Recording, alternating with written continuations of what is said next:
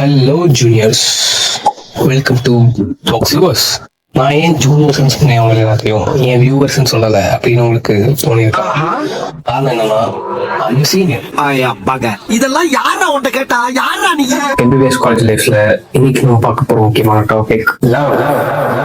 S, இப்போ நீங்க எப்படி லவ் பண்ண ஸ்டார்ட் பண்ணா அது போய் கரெக்டா முடிய வாய்ப்புகள் இருக்கு, எப்படி என்ன பண்ணா love will end up good அப்படின்றத பத்தி சொல்ல நினைச்சேன். நிறைய பேர் நிறைய மாதிரி லவ் ஸ்டார்ட் பண்ணுவாங்க. சில பேர் லவ் அட் ஃபர்ஸ்ட் சைட், சில பேர் வந்து நல்லா புரிஞ்சுக்கிட்டு தெரிஞ்சுட்டு ஆரம்பிப்பாங்க. சில பேர் வந்து எப்படின்னா சும்மா சரி பக்கத்துல இருக்காங்க, ஒரே அவங்க தான் அதிகமா பேச டைம் கிடைக்குது, இவங்க கூட நிறைய அவங்க கூட கமிட் ஆகும். அப்படி சில பேர் வந்து அவங்களே அவங்களுக்கு மேல அப்சஸ் பண்ணிக்கிட்டோ இல்ல அவங்க பார்க்க ஸ்மார்ட்டா பிஹேவ் பண்றாங்க, அந்த பையனும் பொண்ணும் ஸ்மார்ட்டா பிஹேவ் பண்றாங்க அப்படின்னு சொல்லி அவங்க கிட்ட போய் லவ் பண்றதோ. Love starts with different reason. ஆனா அது போய் எல்லாருக்குமே போய் நல்லா முடியறது இல்லை.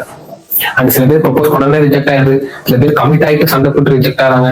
அண்ட் ஈவன் வி சி நிறைய செலிபிரிட்டிஸ் வந்து கல்யாணம் ஆகி 20-30 வருஷம் வாழ்ந்ததுக்கு அப்புறம் கூட டைவர்ஸ் ஆகுது.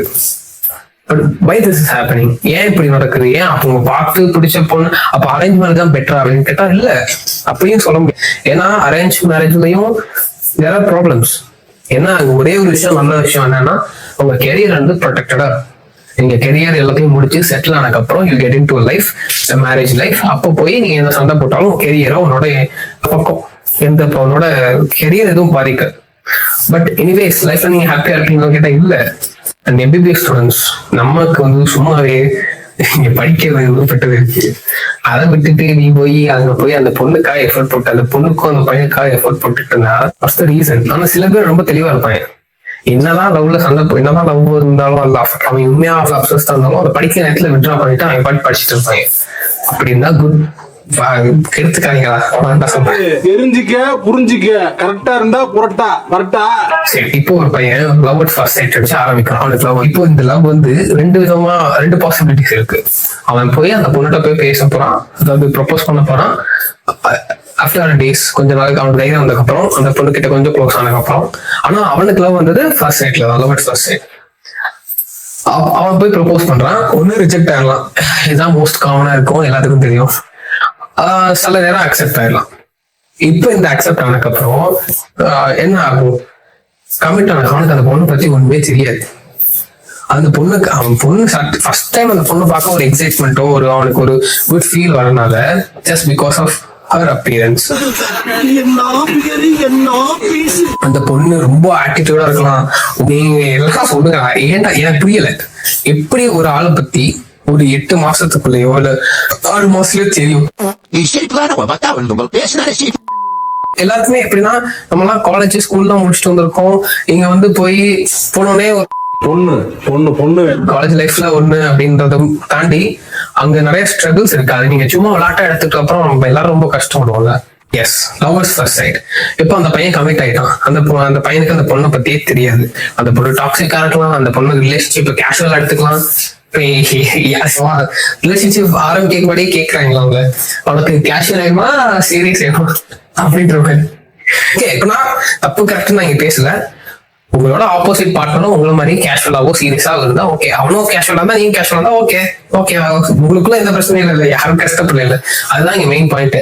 நீ கஷ்டப்பட்டு உடனே நீ ப்ரோக் ஆயிட்ட, சஃபர் ஆகுது அப்படின்னா தான் அங்க பிரச்சனையே வருது.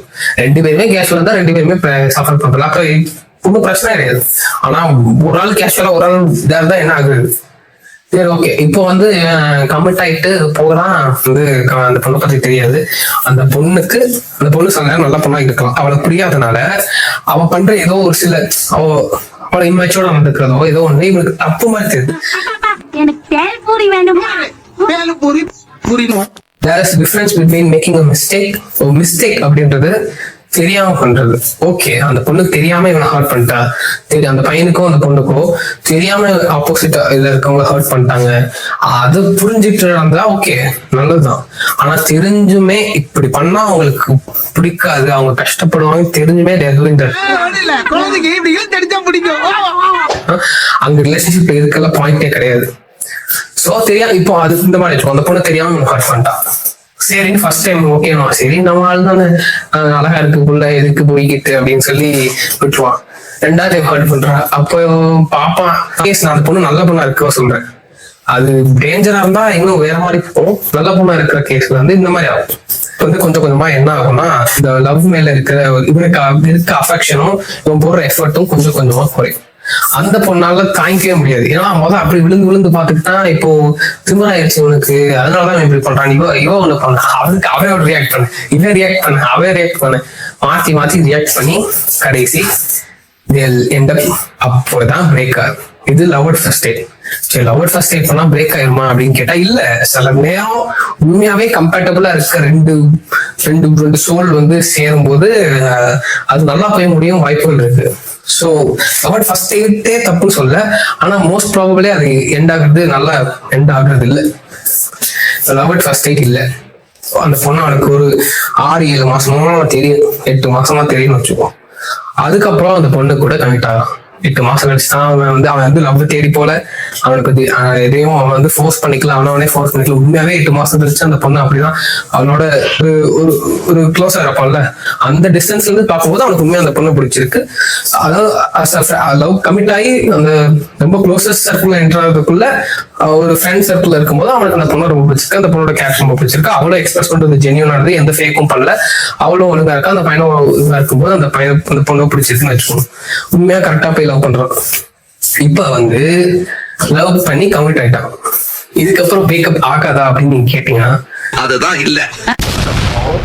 இந்த ஒரு கான்செப்ட் வந்து மேட் ஃபார் ஈச் அதர் அப்படின்ற கான்செப்டே கிடையாது.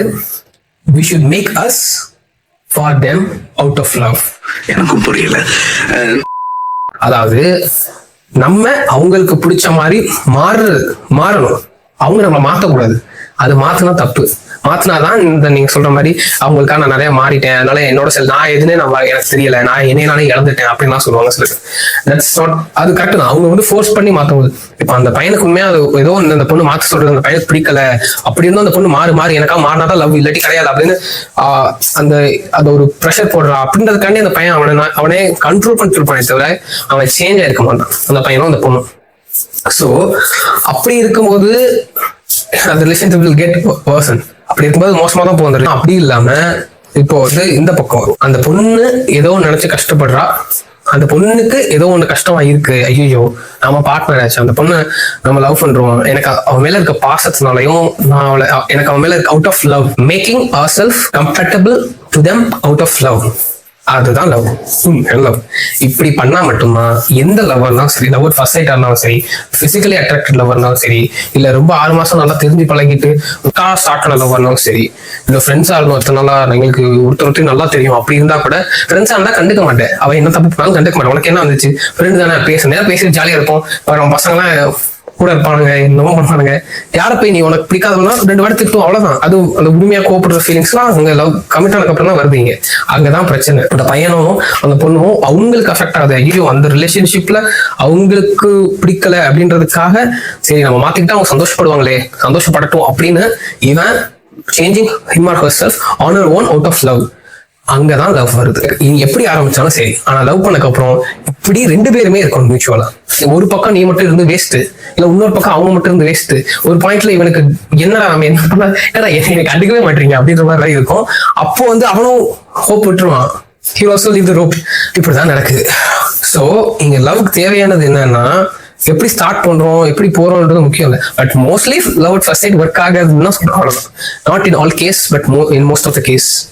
அவ்வளவுதான் இங்க பிரச்சனையே தவிர லவ் அட் ஃபர்ஸ்ட் டேட்டோ இல்ல பிசிக்கலி அட்ராக்ட் லவ் அப்படின்னு எல்லாரும் என்ன நினைக்கிறாங்க, காலேஜ் போனாலே நமக்கு ஒரு லவ் வேணும் அப்படின்னு எல்லாருக்கும் தோணும். எதுக்கு லவ்னு யோசிச்சு பாத்தீங்களா ஒரு வாட்டி? அது ஜாலியா இருக்கும், அது ஒண்ணுதானே.